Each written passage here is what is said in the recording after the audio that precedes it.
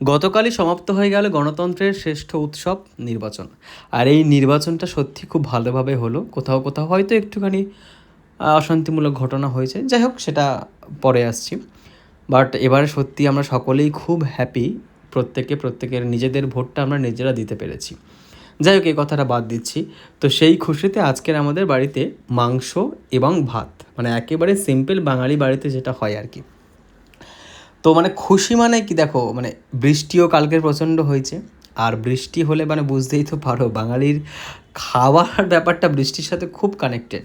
তাই কালকে রাতেই প্ল্যান হয়েছিল যে আজকের একটু চিকেনের পাতলা ঝোল আর ভাত হবে আর একটু শাক ভাজা হবে। তো সেই রকম মা আজকের করেছিল চিকেনের পাতলা ঝোল, আর এরকম একটা লেগ পিস আমাকে দিয়েছিল, আলু আর এক পিস মাংস। মানে এরকম লেগ পিস হলে না, বিশ্বাস করো একটা মাংসর পিসেই হয়ে যায়। আর এমনি নর্মাল পিস হলে 3-4 পিস লাগে। তবে আজকের এই ট্যালট্যালে পাতলা ঝোলটা আমি যখন মা বানাচ্ছিল তখন বললাম, মা আজকের ভালো হবে মাংসটা? বলে তুই চুপ কর, খেয়ে দেখবি তারপর বলবি। তো সিরিয়াসলি লিটারালি আমি যখন মাংসটা খেলাম, মানে এরকম গন্ধরাজ লেবু চিপে আর এরকম মাংসটা যখন খেলাম না, বিশ্বাস করে আমি ফিদা হয়ে গেলাম। মানে একেবারে পাতলা একটা ঘরোয়া খাবার, এটাই বলে বাঙালি।